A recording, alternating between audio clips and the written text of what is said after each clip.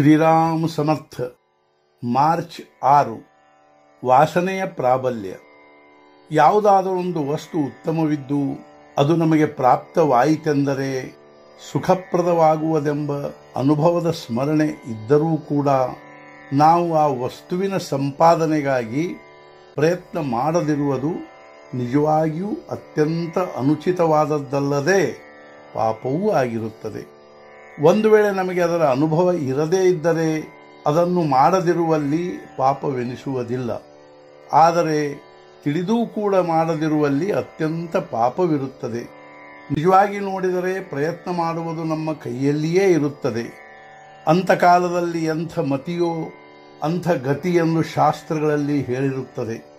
ಅಂದರೆ ಮರಣ ಸಮಯದಲ್ಲಿ ಎಂಥ ವಾಸನೆ ಇರುತ್ತದೆಯೋ ಅದಕ್ಕನುಸಾರ ನಮಗೆ ಪುನರ್ಜನ್ಮ ಪ್ರಾಪ್ತವಾಗುತ್ತದೆ. ಅಂದ ಮೇಲೆ ವಾಸನೆಯಲ್ಲಿಯೇ ನಮ್ಮ ಜನ್ಮ ಹಾಗೂ ವಾಸನೆಯಲ್ಲಿಯೇ ನಮ್ಮ ಮರಣ ಎಂಬುದು ಸಿದ್ಧವಾಗುತ್ತದೆ. ಹಾಗಾದರೆ ಇದನ್ನು ಹೇಗೆ ದೂರ ಮಾಡುವುದು? ಕಪ್ಪು ಮನುಷ್ಯನ ಕಪ್ಪು ಬಣ್ಣವನ್ನು ದೂರ ಮಾಡಲು ಬರುವುದಿಲ್ಲ. ಅದರಂತೆ ವಾಸನೆಯು ಮನುಷ್ಯನ ಒಂದು ಸಹಜ ಗುಣವಾಗಿ ಬಿಟ್ಟಿರುತ್ತದೆ. ಅದನ್ನು ನಿರ್ಮೂಲಗೊಳಿಸಲು ಸಾಧ್ಯವಾಗುತ್ತಿಲ್ಲ. ಅಂದ ಮೇಲೆ ನಮಗೆ ವಾಸನೆಯಿಂದ ಎಂದೂ ಮುಕ್ತರಾಗಲು ಬರುವುದೇ ಇಲ್ಲವೇ? ಮನುಷ್ಯರಲ್ಲಿ ಬೇರೆ ಪ್ರಾಣಿಗಳಿಗಿಂತ ಇರುವ ಒಂದು ವೈಶಿಷ್ಟ್ಯವೇನೆಂದರೆ ಮನುಷ್ಯನಿಗೆ ಉಚಿತ ಅನುಚಿತಗಳನ್ನು ತಿಳಿದುಕೊಳ್ಳುವ ಬುದ್ಧಿ ಇರುತ್ತದೆ. ಆದರೆ ನಾವು ತಿಳಿದೂ ಕೂಡ ವಾಸನೆಗೆ ಅಹಂಭಾವನೆಗಳಿಗೆ ಮಹತ್ವ ಕೊಡುತ್ತೇವೆ. ಇದೇ ನಾವು ಮಾಡುವ ತಪ್ಪು ಆಗಿರುತ್ತದೆ. ನಮ್ಮ ಅಹಂಭಾವವು ಎಷ್ಟು ಆಳದವರೆಗೆ ಹೋಗಿರುತ್ತದೆ ಎಂದರೆ ನಮಗೆ ಈ ಜಗತ್ತೆಲ್ಲ ನಮ್ಮದೇ ಅನಿಸುತ್ತದೆ. ನನ್ನ ಹೆಂಡತಿ, ನನ್ನ ಮಕ್ಕಳು, ನನ್ನ ಮನೆ, ಈ ರೀತಿ ಎಲ್ಲವೂ ನನ್ನದೇ ಅನಿಸುತ್ತದೆ. ಈ ನನ್ನದೆಂಬ ಭಾವನೆಯಿಂದಲೇ ಅಹಂಕಾರದ ವೃದ್ಧಿಯಾಗಿ ಎಲ್ಲವೂ ನನ್ನ ಸುಖಕ್ಕಾಗಿಯೇ, ನನ್ನ ಮನಸ್ಸಿನ ಸಂತೋಷಕ್ಕಾಗಿಯೇ ನನಗೆ ಬೇಕು ಎಂದು ಅನಿಸುತ್ತದೆ. ಹಾಗೂ ದುಃಖವು ಸ್ವಲ್ಪವೂ ಬೇಡವೆನಿಸುತ್ತದೆ. ಆದರೆ ಜಗತ್ತಿನಲ್ಲಿ ಯಾರಿಗೂ ಕೇವಲ ಸುಖವು ಸಿಗುವುದಿಲ್ಲ. ಹೀಗಿದ್ದರೂ ಕೂಡ ಮನುಷ್ಯನು ಅಹಂಭಾವನೆಗೆ ಬಲಿಯಾಗಿ ಸುಖದ ಆಶೆಯಿಂದ ಸಾಯುವವರೆಗೂ ಉತ್ತಮ ಕೆಟ್ಟ ಕರ್ಮಗಳನ್ನು ಮಾಡುತ್ತಲೇ ಇರುತ್ತಾನೆ.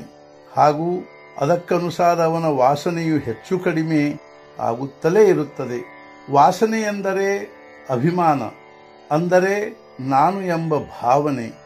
ಈ ರೀತಿ ನಾನು ಎಂಬ ಭಾವನೆಯೇ ವಾಸನೆಯ ಮೂಲ ಅಧಿಷ್ಠಾನವಾಗಿರುವುದರಿಂದ ಅದನ್ನು ಹೊಡೆದು ಹಾಕುವುದು ಬೇಡವೇ?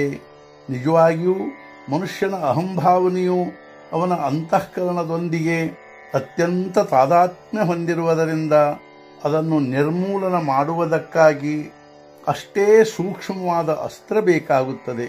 ನಾಮಸ್ಮರಣೆಯಷ್ಟು ಪ್ರಭಾವಶಾಲಿ ಹಾಗೂ ಸೂಕ್ಷ್ಮವಾದ ಅಸ್ತ್ರವು ಬೇರೊಂದು ಇರುವುದಿಲ್ಲ.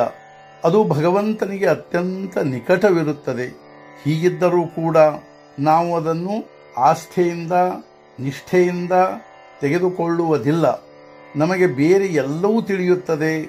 ಆದರೆ ನಾಮಸ್ಮರಣೆ ಮಾಡುವ ವಿಷಯದಲ್ಲಿ ಮಾತ್ರ ನಮ್ಮಲ್ಲಿ ಆಲಸ್ಯ ತುಂಬಿರುತ್ತದೆ. ಭಗವಂತನೇ ಕರ್ತಾ ಇರುತ್ತಾನೆ ಎಂಬ ಅನುಸಂಧಾನವನ್ನು ಹಗಲಿರಳು ಕಾಯ್ದುಕೊಂಡರೆ ಮಾತ್ರ ಮನುಷ್ಯನ ಅಹಂಕಾರವು ನಾಶವಾಗುತ್ತದೆ ಎಂಬ ಭಾವವನ್ನು ಲಕ್ಷ್ಯದಲ್ಲಿಟ್ಟುಕೊಂಡು ನಾವು ಯಾವಾಗಲೂ ಭಗವಂತನ ನಾಮವನ್ನು ತೆಗೆದುಕೊಳ್ಳಬೇಕು. ನಾವು ಮನಸ್ಸಿನಿಂದ ಭಗವಂತನವರಾಗುವುದೇ ಭಕ್ತಿಯ ಮರ್ಮವಾಗಿರುತ್ತದೆ. ನಮಗೆ ಏನು ಬೇಕೆನಿಸುವುದೋ ಅದನ್ನು ಅವನ ಹತ್ತಿರವೇ ಕೇಳಬೇಕು. ನಾವು ಕೇಳಿದ್ದನ್ನು ಅವನು ಕೊಡಬಹುದು ಅಥವಾ ಕೊಡಲಿಕ್ಕಿಲ್ಲ. ಕೊಟ್ಟರೆ ಉತ್ತಮವೇ. ಆದರೆ ನಾವು ಕೇಳಿದ್ದನ್ನು ಅವನು ಕೊಡದಿದ್ದರೆ ಅವನು ಆ ವಸ್ತು ಕೊಡುವುದರಲ್ಲಿ ನಮ್ಮ ಹಿತವಿಲ್ಲವೆಂದು ನಮಗೆ ಮನಃಪೂರ್ವಕ ಅನಿಸಬೇಕು. ಇದಕ್ಕಾಗಿ ಭಗವಂತನೇ ನಿಜವಾದ ದಾತ ಎಂಬ ಭಾವನೆಯನ್ನು ಮನಸ್ಸಿನಲ್ಲಿಟ್ಟುಕೊಂಡು ಶಕ್ಯವಾದಷ್ಟು ನಾಮಸ್ಮರಣೆ ಮಾಡಬೇಕು. ಇಂದಿನ ಮುಖ್ಯ ವಿಚಾರ, ಯಾರು ನಾಮದಲ್ಲಿರುವರೋ ಅವರ ವಾಸನೆಯು ಸಹಜವಾಗಿ ನಷ್ಟವಾಗುತ್ತದೆ. ಸದ್ಗುರುನಾಥ ಮಹಾರಾಜ್ ಕಿ ಜೈ. ಜೈ ಜೈ ರಘುವೀರ ಸಮರ್ಥ.